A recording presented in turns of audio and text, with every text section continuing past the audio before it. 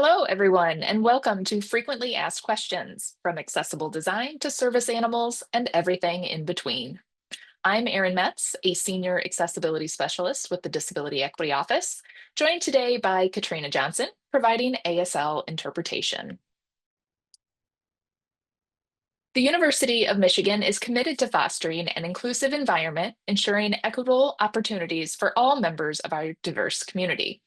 Today, we'll discuss the most frequently asked questions DEO receives about accessible design, accommodations, ASL, CART, digital accessibility services, inclusive practices, physical accessibility, and service animals.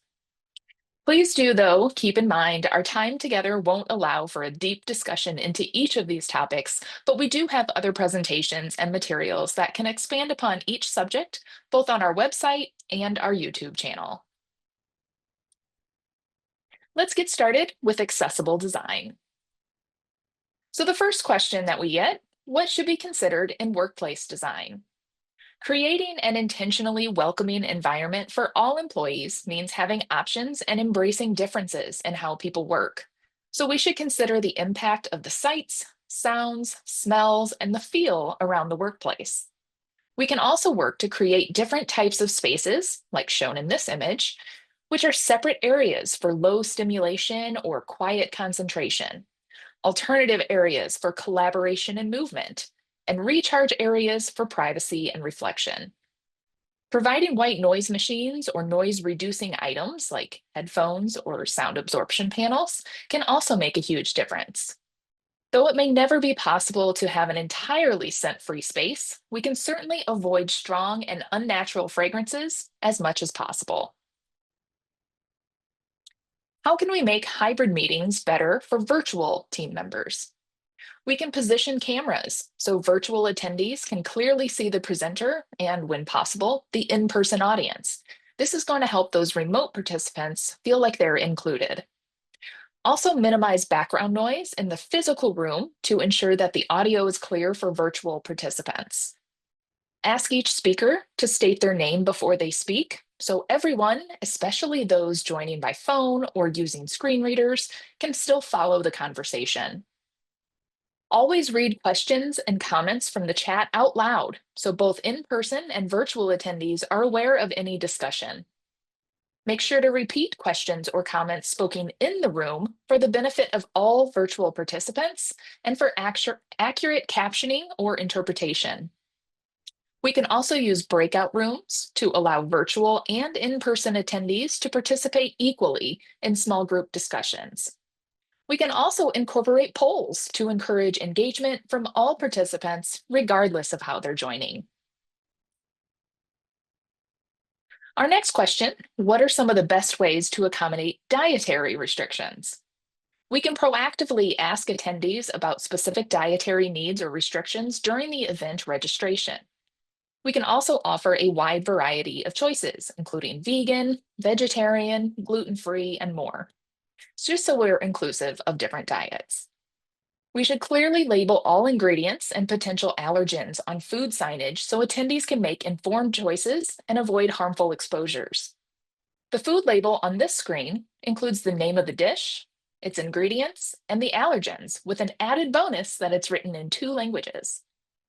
We can also consider offering individually packaged meals to reduce the risk of cross-contamination for those who have severe allergies or sensitivities, and simply avoiding serving common allergens like peanuts or shellfish whenever possible, also making sure that allergen-free alternatives are available.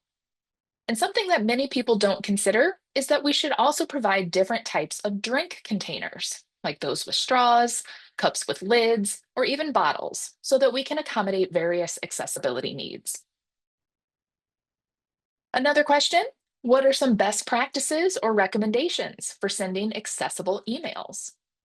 We can try to choose easy to read sans serif fonts like Arial or Calibri or Tahoma, and avoid decorative or serif fonts. Serif fonts use extra embellishments, which can be harder to read for many users, especially when words or lines of words are too close together. We can also keep our font size at least 11 or 12 points to ensure readability. And we should absolutely avoid using emojis in place of words because screen readers may not be able to interpret them clearly. We should always add alt text when we're describing images so people using screen readers know what's there. We can check our color choices with tools like the Color Contrast Analyzer to make sure that our text stands out from the background. This tool is available for free download in the Software Center. We can also use the Web Disability Simulator Chrome extension to preview how your email will appear to users who may have various disabilities. We recommend breaking up text into short, clear paragraphs for easier navigation. And lastly, in your email signature, make sure you are using actual text, not just an image, so it's accessible to assistive technologies. And our final question in this section, can an assistive tech user participate in Zoom meetings with chat and polls, or do those need to be read for participants? While some assistive technology users can access Zoom features like chat, quizzes, and polls using screen readers, accessibility is going to vary depending on the device, the settings, and the user's level of familiarity. As an inclusion best practice, we recommend you always read polls, quizzes, and key chat messages aloud during the meeting. This will ensure that everyone, regardless of their technology, is able to follow along. This also helps participants who are using live captioning or translation services. Zoom does have various ways to enable or disable screen reader alerts for chats, but the participants' experience may differ, again, depending on their settings and their familiarity with the tech. For the most up-to-date information on accessibility features for assistive tech, check out Zoom's website or their accessibility support pages. Now, next, we're going to talk about the most frequently asked questions received about accommodations. Our first question is, when should an employee disclose their disability status? When it comes to disclosure, there's no one-size-fits-all answer. Individuals are welcome to disclose their disability at any time, and there's no requirement to do so during initial application or before starting the job or at any specific time during employment. Rather than disclosing disability directly to the new supervisor, employees are encouraged to reach out to our office, as we're here to help facilitate the accommodation process privately and efficiently. But another option is to contact the unit HR partner or supervisor for guidance and support. The key takeaway is that when or if the employee discloses their disability, it's always their choice, and support is available whenever that employee is ready. Our next question is, what are some of the most commonly requested reasonable workplace accommodations? There are a wide variety of accommodations that can be implemented to support employees with disabilities in the workplace. And some common examples include accommodations related to parking, such as providing accessible parking spaces.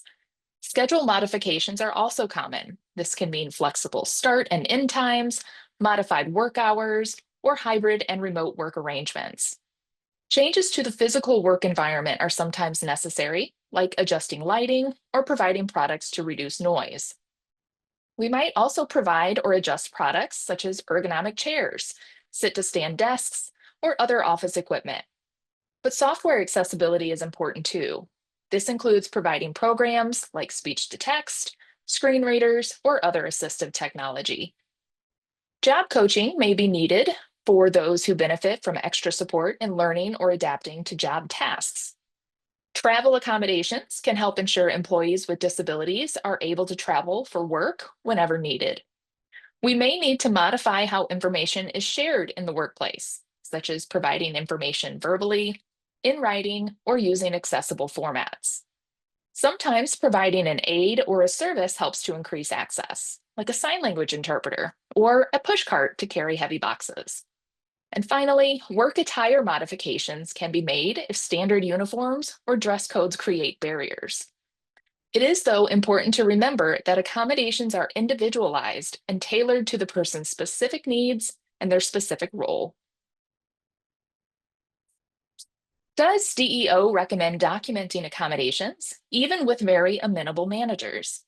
Yes, we strongly recommend documenting accommodation requests and outcomes, regardless of how supportive or easygoing a manager might be.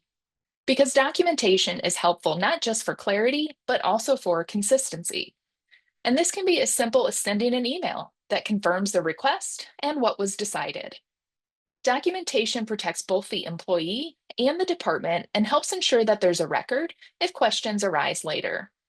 But remember, these records should not be stored in an employee's personnel file. Instead, keep them in a secure location separate from official HR files. Overall, documentation is a best practice for transparency and accountability, and it supports a positive, responsive workplace culture. What funding options are available for departments to provide accommodations? Currently, there is no university-wide centralized fund dedicated to employee accommodations, with the exception of LSA, which does have its own fund. This means that each department or unit is responsible for budgeting for accommodation needs that may arise. It's important for units to proactively set aside funds specifically for this purpose. So, as a best practice, we recommend each unit sets aside about 1% of their budget each year specifically for accommodations. This helps ensure you're prepared to provide an inclusive and supportive environment for all of your employees. How are an employee's essential job functions determined? This is an important question because understanding essential job functions is a key part of the accommodation process. One of the first things that we do when an employee requests an accommodation is to ask for a copy of the employee's official job description, usually from the HR partner or from their supervisor.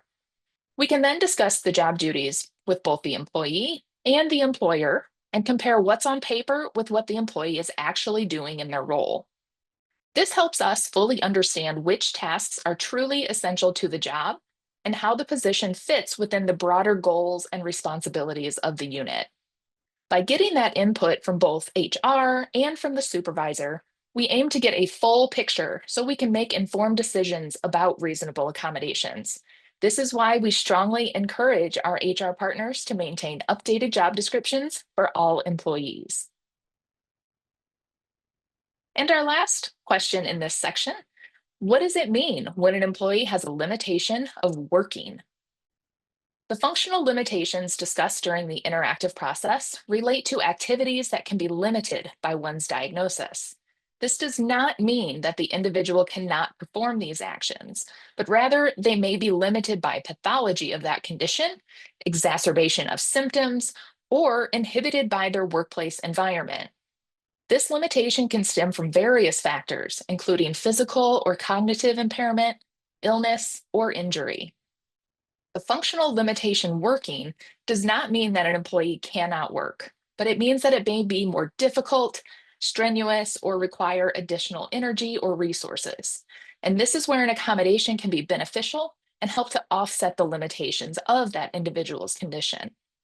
So, for example, an individual with a traumatic brain injury may need an accommodation to assist with executive functioning limitations like organizational systems, task breakdown, and written instructions.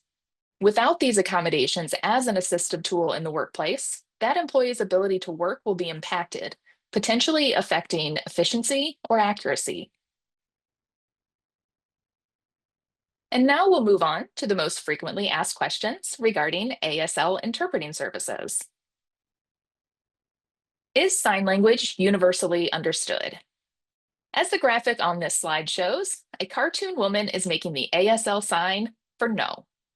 American Sign Language, ASL, is not a universal or international language.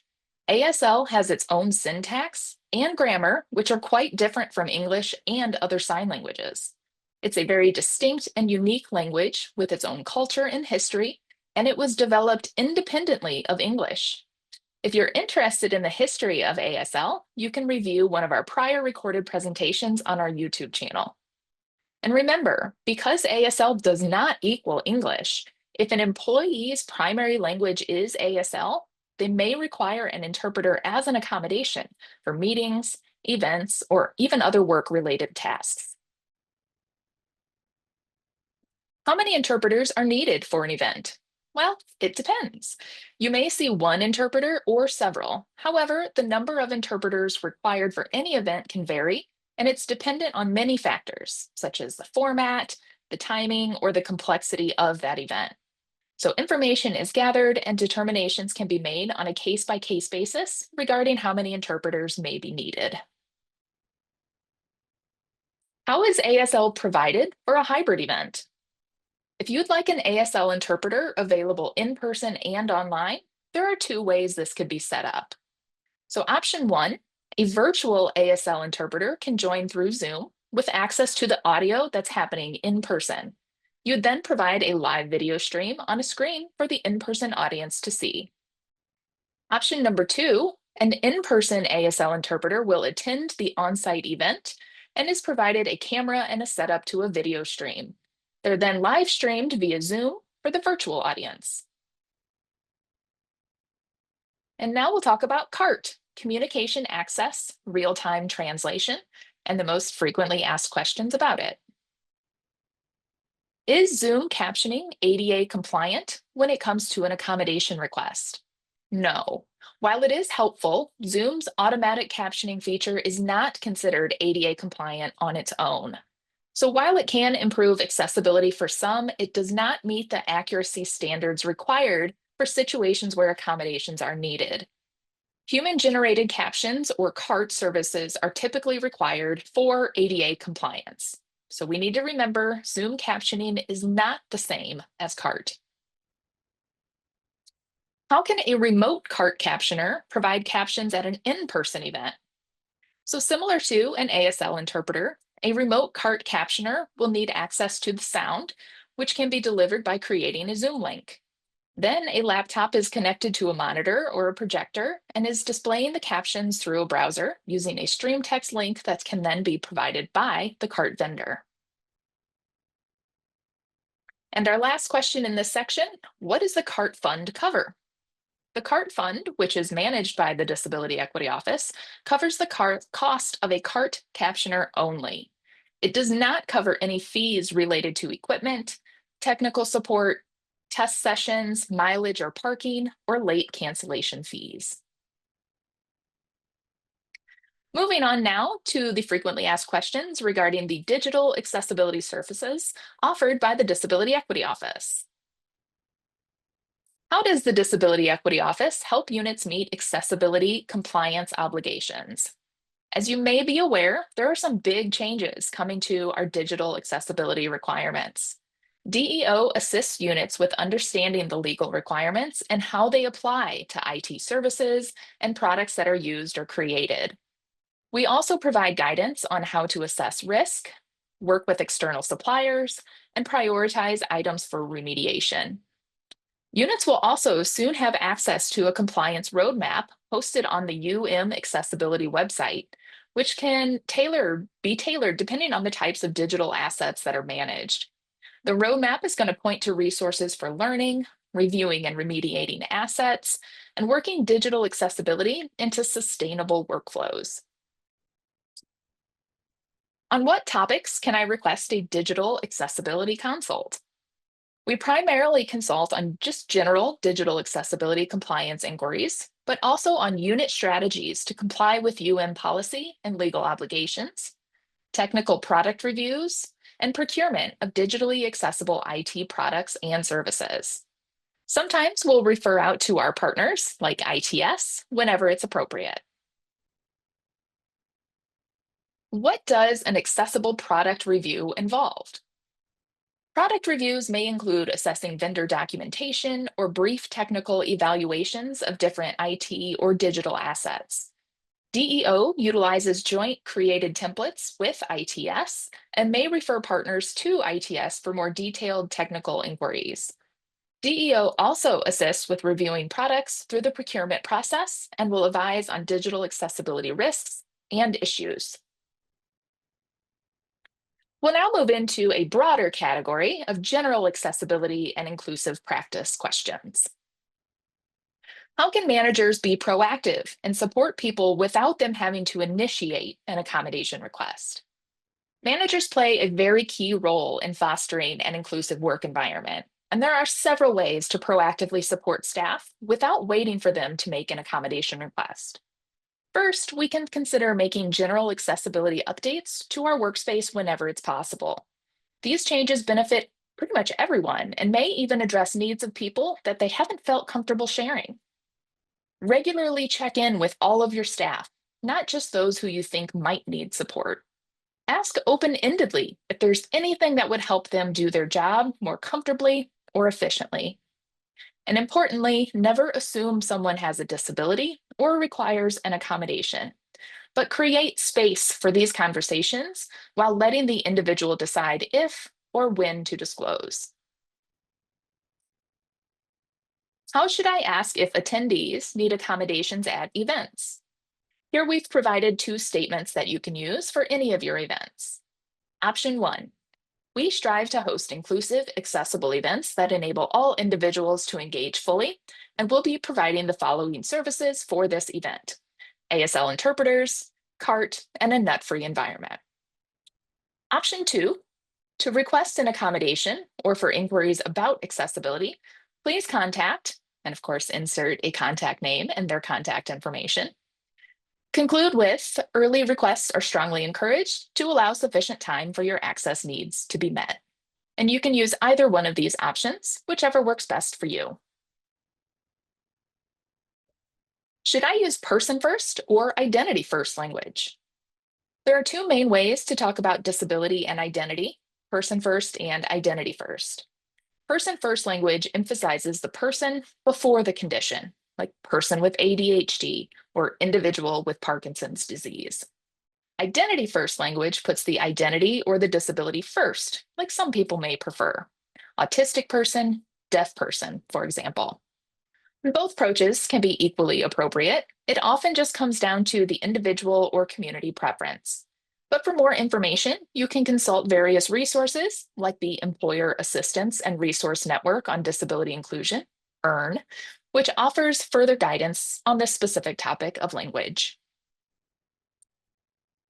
How can I improve my language choices to be more inclusive? It's important to remember that disability and disabled are not negative or bad words. They're accepted and empowering terms for many people in the disability community. Challenge yourself to eliminate language or characterizations that could be offensive or stigmatizing to others. Avoid euphemisms like differently abled or specially abled, as these are unnecessary and really not preferred by the disability community. We can also just pay close attention to how individuals are referring to themselves and then mirror and respect their language choices. And also, we should recognize that language related to disability is always evolving. So we should maintain openness and a willingness to learn and adapt. What is ableism? Ableism refers to discrimination or social prejudice against people with disabilities, or even those who are perceived to have disabilities. It's rooted in a belief that typical or non-disabled abilities are superior. But this mindset often leads to assumptions that people with disabilities need to be fixed or changed rather than recognizing and accommodating diversity. It's important to note that ableism can be both intentional and unintentional. Sometimes people may not realize their attitudes or their actions are exclusionary, but the impact can still be quite significant. Addressing ableism requires awareness, self-reflection, and a commitment to creating environments that value and include everyone. And our last question in this section, what conditions are disabilities? There is not a fixed or exhaustive list of conditions that qualify as disabilities, but generally, if a condition substantially limits your ability to perform major life activities, like working, learning, seeing, or caring for yourself, that condition may be considered a disability. But if you're unsure whether your situation or your condition meets this definition, reach out to the Disability Equity Office and we can guide you through the interactive process or discuss options for support and accommodation. Remember, there's no set list of all possible accommodations, so support is tailored to what you need for your specific accommodation or situation. And now we'll move on to our most frequently asked questions about physical accessibility. What are some best practices when we host outdoor events? Choose a location with easy access to key services. So think about how close are the restrooms, lactation spaces, or emergency services to your event area. Try to ensure restrooms are both accessible and gender neutral to support diverse participants.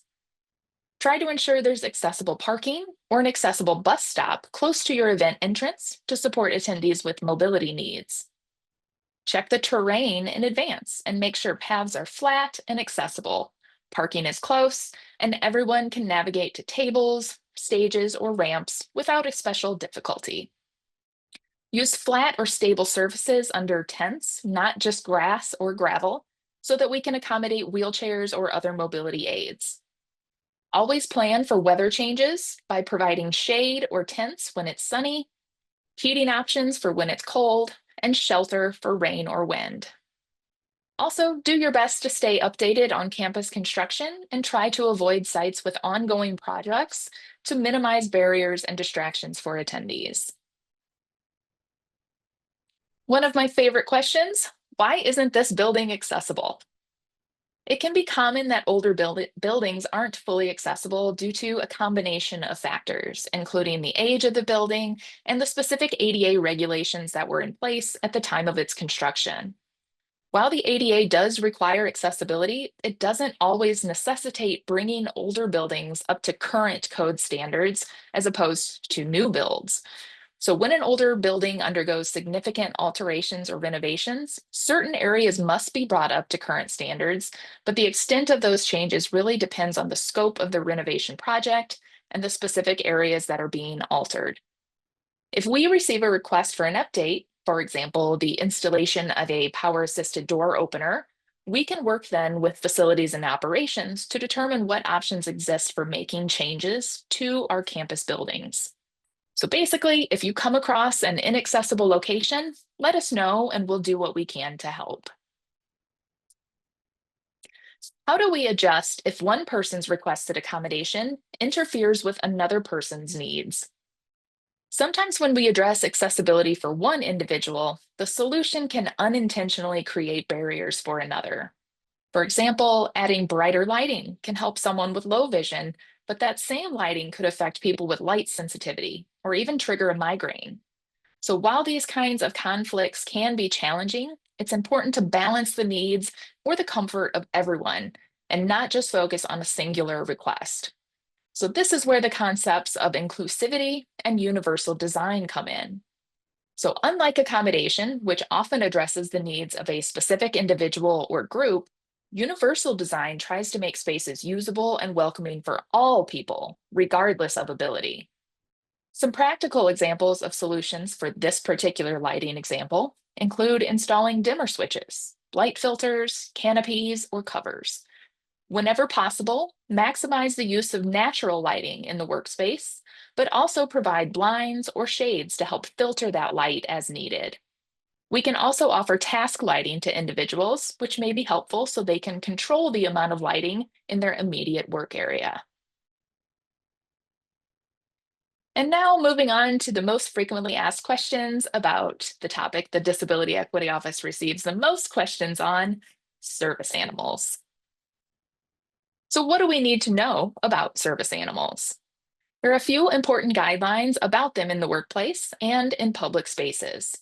First, service animals must always be under the handler's care and control, and they must be housebroken.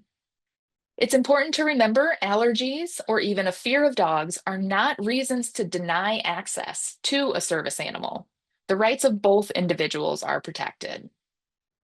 There's no requirement for service animals to wear any type of special vest, have an identification, or be certified through a specific training program.